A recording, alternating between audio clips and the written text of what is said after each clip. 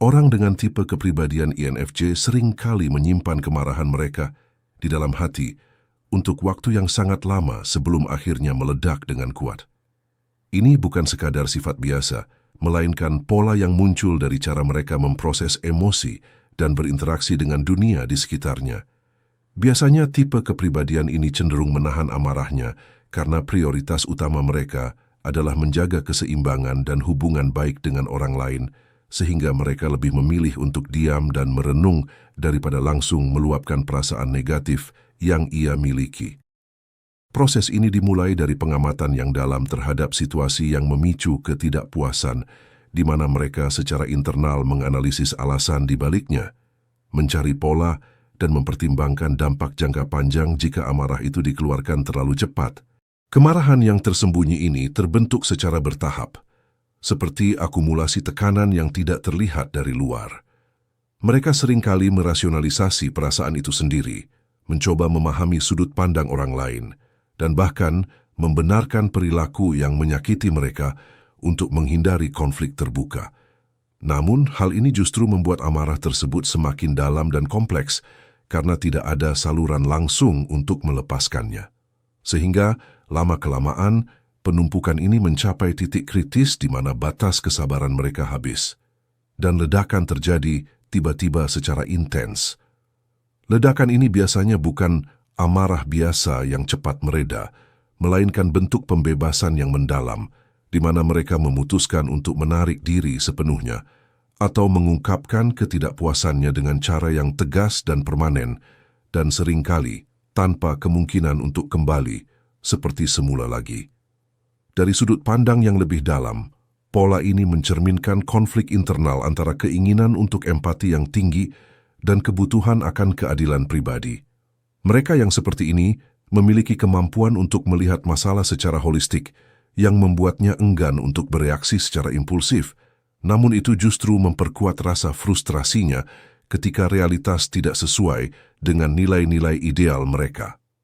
Amarah yang dipendam ini bisa berdampak pada kesehatan emosional mereka sendiri, karena penekanan berkepanjangan seringkali berubah menjadi bentuk kelelahan batin atau ketegangan yang tersembunyi, yang pada akhirnya akan mempengaruhi kemampuan mereka untuk tetap objektif dalam hubungan.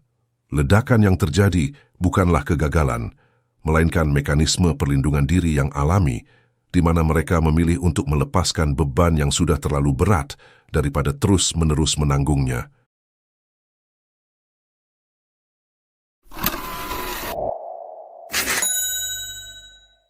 Orang dengan tipe kepribadian INFJ sering mengalami kemarahan yang berakar dari dinamika internal yang rumit, di mana pemrosesan emosi mereka cenderung mendalam dan berlapis. Penyebab utama secara psikologis adalah ketidakseimbangan antara harapan ideal mereka terhadap dunia dan kenyataan yang seringkali bertentangan, yang menciptakan tekanan batin bertahap. Mereka memiliki kecenderungan untuk memprioritaskan pemahaman pola-pola besar dalam kehidupan, yang membuat mereka peka terhadap ketidakadilan atau inkonsistensi yang mungkin tidak terlihat oleh orang lain, sehingga kemarahan muncul sebagai respons terhadap perbedaan antara visi sempurna mereka dan perilaku aktual orang di sekitarnya. Dari perspektif yang lebih kritis, kemarahan ini sering dipicu oleh konflik antara keinginan kuat untuk menjaga keseimbangan sosial dan kebutuhan akan kejujuran diri sendiri. Karena mereka sangat memperhatikan perasaan orang lain, mereka cenderung menekan reaksi negatif awal untuk menghindari gangguan harmoni. Tetapi seiring berjalannya waktu, hal ini justru memperkuat rasa frustrasi internal mereka. Secara logis, proses ini melibatkan analisis mendalam terhadap alasan di balik ketidakpuasan, di mana mereka secara deduktif menyimpulkan bahwa masalah tersebut bukan sekadar insiden kecil, melainkan bagian dari pola yang lebih luas, yang akhirnya memicu akumulasi emosi yang intens. Kemampuan mereka untuk membaca niat orang lain membuat mereka cepat mendeteksi ketidaktulusan, yang kemudian berubah menjadi kemarahan jika tidak diatasi. Pola ini berulang karena sifat mereka yang introspektif, di mana pengamatan berulang terhadap ketidaksesuaian nilai-nilai pribadi dengan lingkungan eksternal membangun rasa kecewa yang mendalam. Namun secara rasional, kemarahan ini juga bisa berasal dari ketegangan antara fokus pada gambaran besar dan detail kecil yang mengganggu, di mana inferioritas dalam menangani stimulus langsung menyebabkan ledakan saat ambang batas tercapai. Kemarahan INFJ seringkali terkait dengan isu kesehatan mental yang mendasar, seperti manifestasi dari tekanan emosional yang tidak tersalurkan, di mana depresi atau kecemasan bisa berubah bentuk menjadi agresi jika tidak dikenali sejak dini. Ini mencerminkan dinamika di mana empati berlebih menjadi beban karena mereka menyerap emosi negatif dari orang lain tanpa batas yang jelas, yang kemudian bercampur dengan kemarahan pribadi mereka sendiri.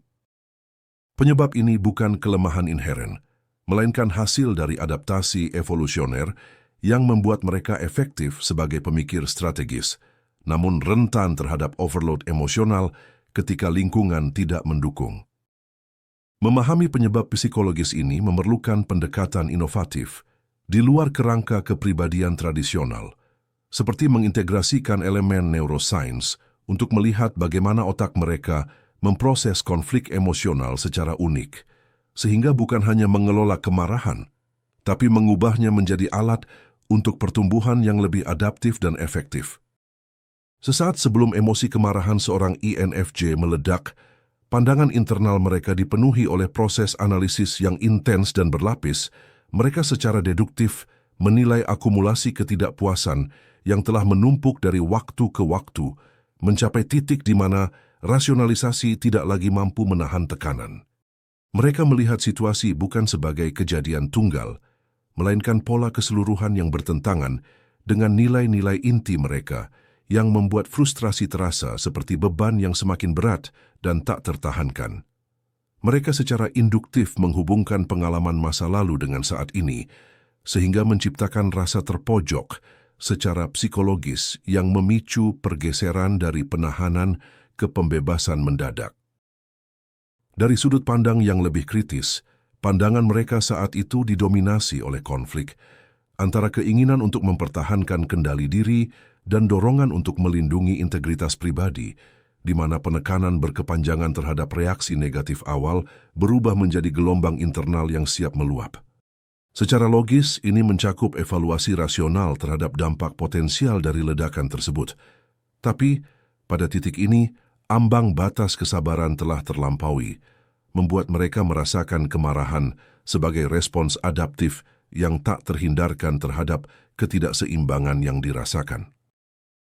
Pandangan ini juga mencerminkan kerentanan terhadap overload emosional, di mana empati yang tinggi terhadap orang lain bercampur dengan kecewa diri sendiri, menghasilkan momen di mana pikiran mereka terfokus pada pemutusan hubungan sebagai solusi akhir untuk mengembalikan keseimbangan batin.